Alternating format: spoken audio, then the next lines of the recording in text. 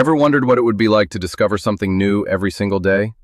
Welcome to my channel, where curiosity leads the way. From interesting ideas to engaging content, there's always something here for you. Make sure to subscribe and be part of this journey of discovery. I've always been the kind of man who builds things slowly. My father raised me that way. Measure twice, cut once.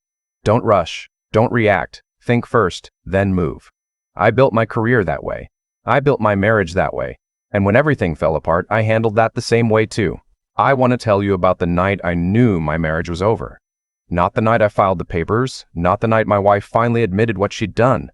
The specific moment I felt something shift permanently inside my chest, like a bone that had set wrong and would never go back. It was a Thursday in October. The kind of cool October night in Atlanta where you can finally open the windows after months of running the AC. I remember the smell of wood smoke from somewhere down the street, and my daughter Sophie had left her soccer cleats by the back door again.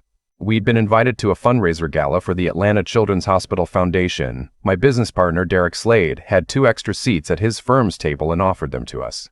My wife, Sandra, had been circling the date on the calendar for 3 weeks. She loved these things. I want to be clear about that, not because it matters to the story, but because I want you to understand who she was, or who I thought she was. Sandra was warm. She was funny. She lit up in a crowd. At 37, she was at the kind of comfortable beauty that comes from a woman who knows herself. Not trying too hard, not hiding anything. She'd worn a deep green dress that night, and when she came downstairs, our daughter Sophie stopped mid-sentence and said, "Mommy, you look like a princess." I remember thinking, yeah, she does. The gala was held at the Four Seasons downtown. Black tie, heavy crystal glasses, an auction featuring a lot of things wealthy people would buy to feel good about themselves. I'm not being bitter. That was genuinely how I felt even before any of this happened. I'm a structural engineer. I build bridges. I don't love galas. I went because Sandra wanted to go and because Derek's table was a good opportunity to talk shop with some developers I'd been trying to connect with for months. We arrived around 7.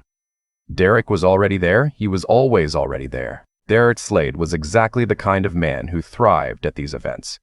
Tall, silver-haired, the kind of jaw that made younger men unconsciously straighten their posture. He ran one of the largest commercial real estate firms in the Southeast and had been my business partner on 3 major development projects over the past 4 years.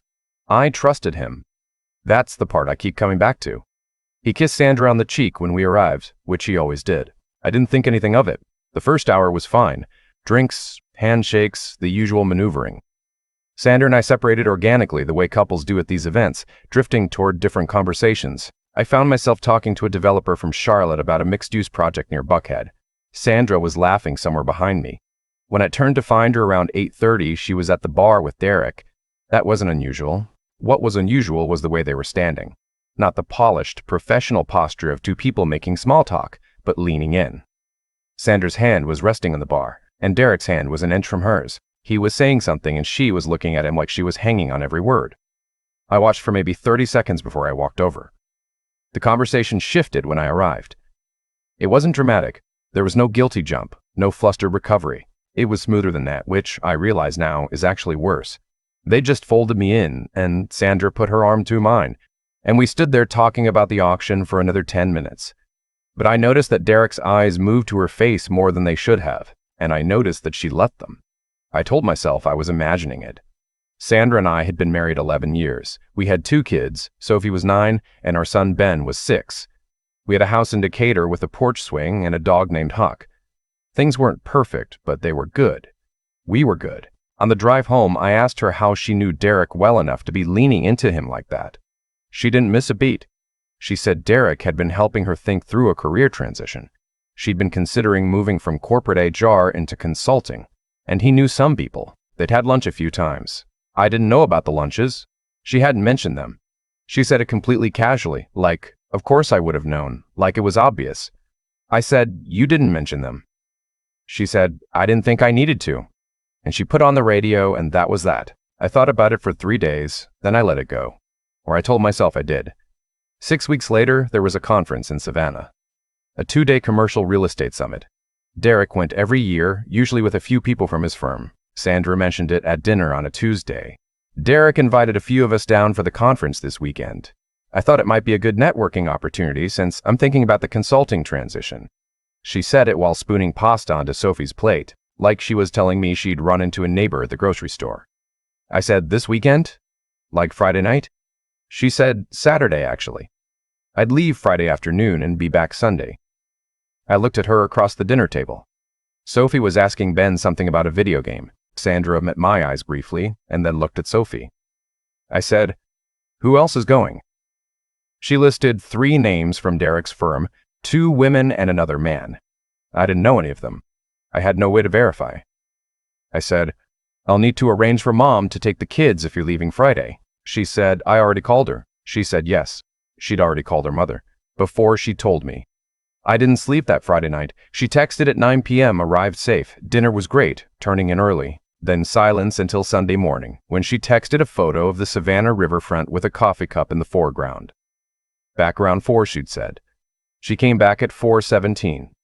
I was sitting on the porch with Huck when her car pulled in. She looked tired in the good way that people look after a long social weekend. Not worn out, just soft around the edges. She kissed me hello. She smelled like hotel shampoo. She asked how the kids were.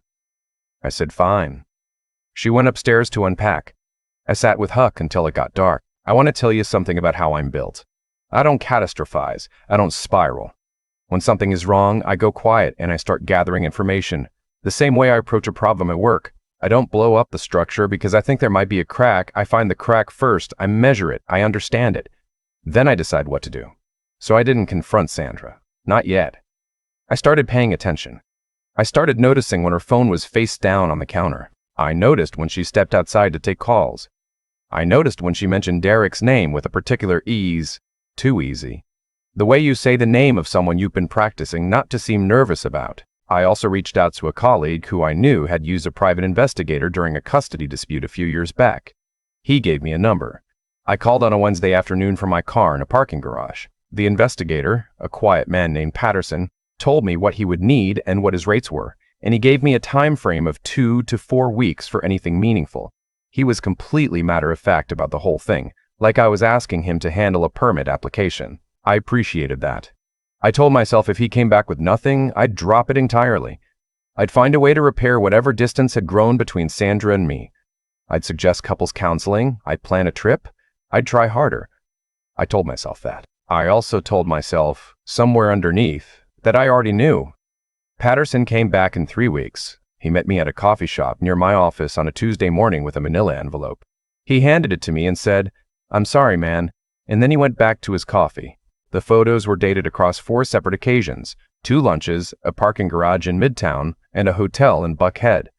The hotel photos were time-stamped over an entire Saturday afternoon. Derek's car was visible in 2 of them. I sat in that coffee shop for 45 minutes after Patterson left. I drank a second cup of coffee I didn't taste. A woman at the next table was talking to her toddler about a bird outside the window. Then I drove to my office and did 4 hours of work because the Macon Street overpass project had a structural review due Friday, and those things don't wait for your personal life to stop falling apart. Here's what I didn't do. I didn't go home and throw the photos on the counter. I didn't call Derek. I didn't post anything, say anything, do anything dramatic.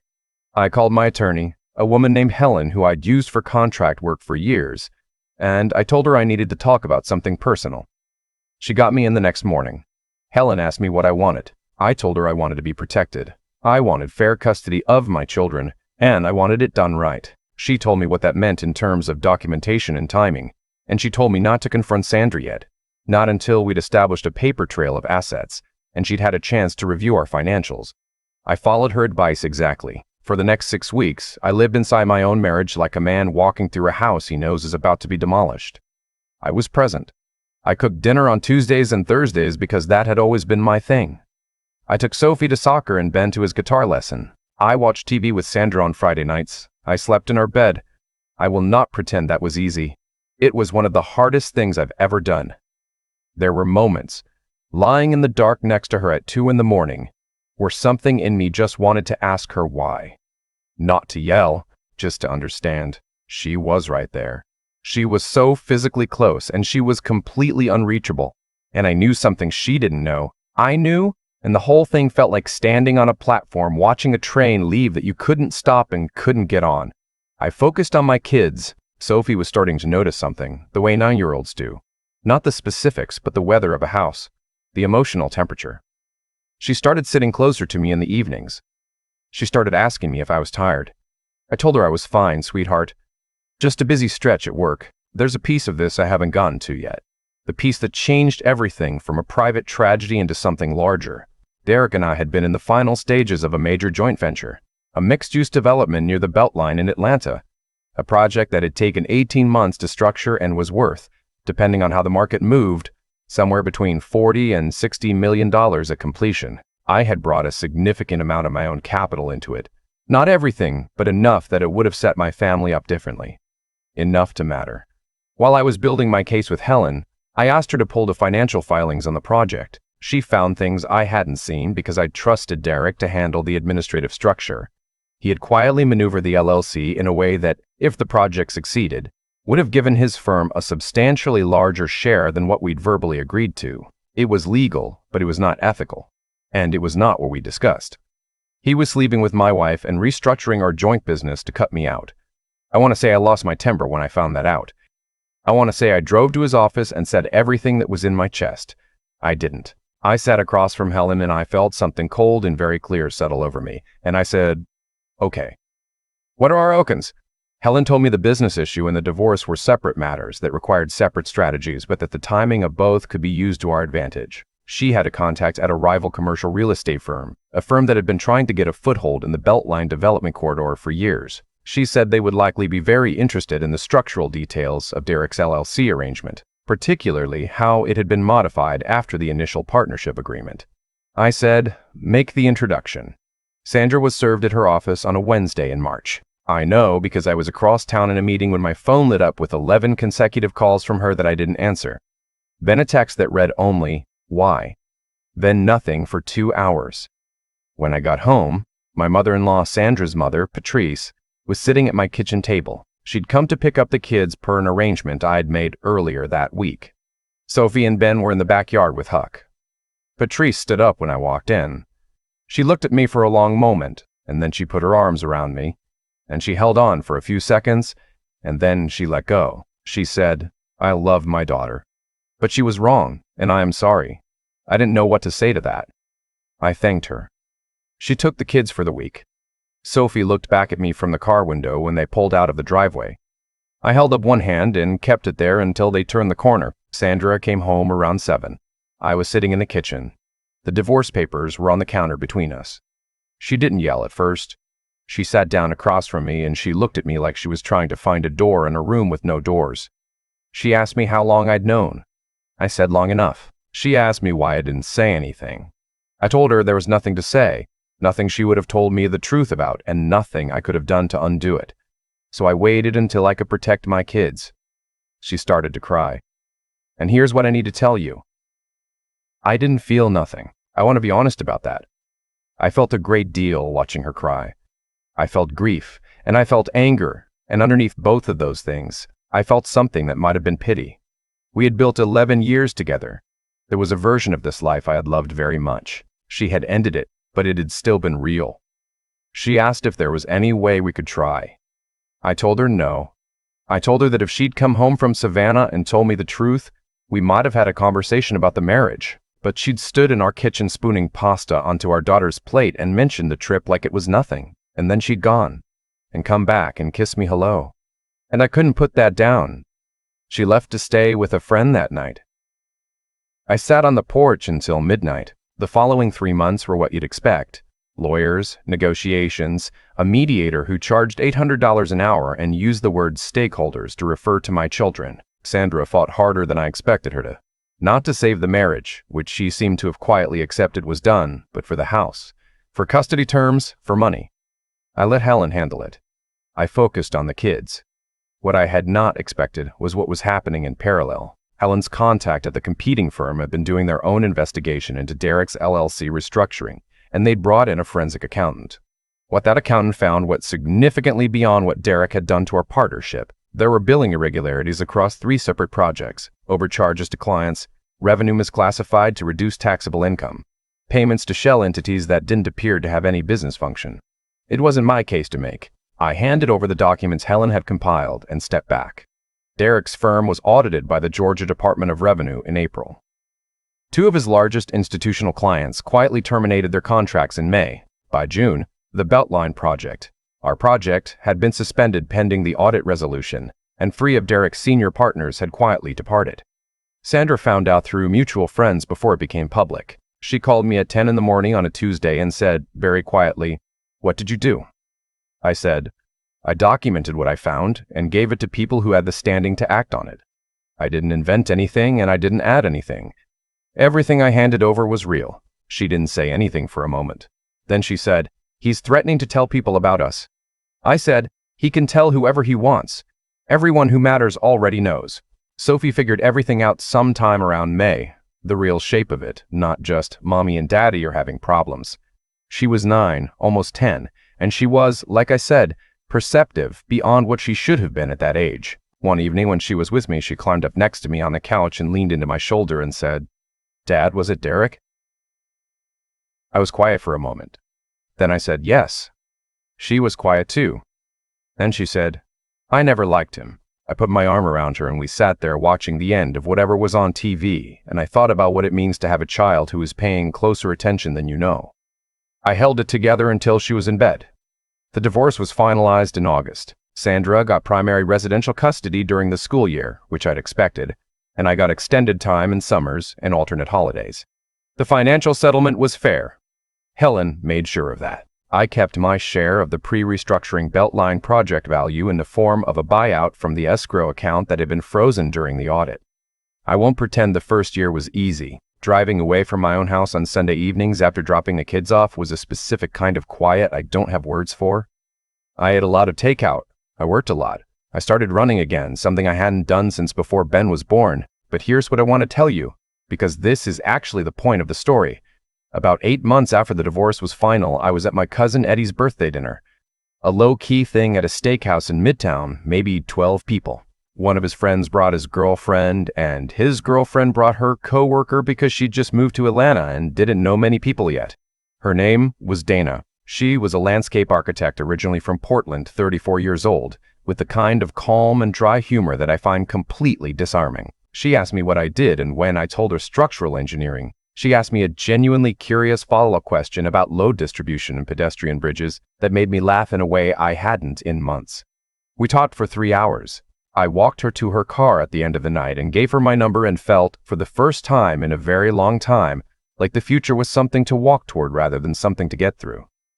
We dated for 8 months before I introduced her to Sophie and Ben. Sophie vetted her with the kind of careful attention that would serve her well as either a detective or a Supreme Court justice, and declared her acceptable after a Sunday afternoon playing bocce in Piedmont Park. Ben was just happy she thought his guitar playing was impressive. Dana was never interested in drama. She didn't need to be the hero of someone else's difficult chapter.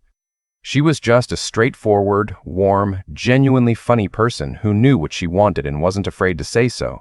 And those things turned out to matter enormously. The last thing I'll tell you is this. About a year after the divorce finalized, Sandra called to tell me she was engaged. I was standing in the kitchen making Ben's lunch for school when my phone rang. She told me, and then she paused, like she was waiting for something from me. I told her I hoped she was happy. I meant it. After I hung up, I stood there for a minute looking out the kitchen window at the backyard. We'd moved into a smaller house in Inman Park. Me and the kids on our weekends together, Huck asleep in a patch of morning sun on the back step. There was a version of my life I planned on. It was gone. But I was standing in a kitchen that smelled like coffee, in a house that felt like mine, with my kids' drawings taped to the fridge, and a woman I genuinely loved who was going to come over for dinner that Sunday. And in a little while, I'd drive my son to school and he'd say something ridiculous that would make me laugh for the rest of the morning. I didn't know, when this all started, how much I was going to have to lose before I found out what I actually had. But I know now. I've thought a lot about what actually caused all of this. Not Derek's choices, not Sandra's, those were their own. I mean, what in me allowed it to go on as long as it did without my seeing it? And I think the honest answer is that I trusted the structure I'd built so completely that I stopped inspecting it. I was so certain the foundation was solid that I never looked for cracks. That was my part in it. Not guilt, not blame, Just a gap in attention that I'm not willing to carry forward. The thing about cause and effect is that it doesn't care about your feelings. It doesn't factor in how hard you worked, or how much you loved someone, or how long you stayed. It just moves forward. Derek made a series of choices, and those choices produced a specific outcome. Sandra made a series of choices, and those produced a specific outcome too. And I made choices, the choice to go quiet instead of going loud, the choice to gather information instead of accusations, the choice to call Helen instead of Derek. And those produced a different outcome entirely. Actions compound. They always do. The question is only which direction. What I keep coming back to when I think about Sophie sitting next to me on that couch and asking, was it Derek? Is that our kids are watching us figure out how to be people. Not how to be perfect, not how to be people. Not how to be perfect, not how to win, just how to move through something hard without losing yourself in it. Sophie is going to have hard things happen to her in her life. Everybody does. What I hope she took from watching me go through that year is not that her father was tough, but that he was deliberate, that he didn't blow up out of anger, that he kept showing up for her and Ben even when he was barely holding it together himself. That being steady is not the same as being passive. And that silence can be a strategy rather than a surrender. There's a kind of intelligence that doesn't get talked about much, and it's the intelligence to know when not to move. To sit with something hard and wait until you understand it clearly before you act. That's not easy. It feels, from the inside, like weakness, like you're letting something happen to you. But the patience I held in those weeks between Patterson's envelope and Sandra's serving, that patience is what protected my kids from a worse version of the story. It's what preserved my business position. It's what allowed me to walk into every subsequent conversation from solid ground rather than from rage. And the other thing, the thing I didn't expect, was how much I found out I was capable of building after. Dana wasn't a consolation prize. She was the beginning of something I got to construct from scratch, with everything I'd learned about what I actually needed and what I was actually willing to give. You don't get that clarity without having gone through the loss. I'm not grateful for the betrayal. I'm not going to reframe it into something that sounds like a gift. It was a hard and painful thing. But what came after it was real, and I earned it. Not through suffering, but through the choices I made while I was suffering. I don't know what you're carrying right now, but I'd say this. The most important thing you own is your capacity to think clearly under pressure. Protect that. The outcomes will follow.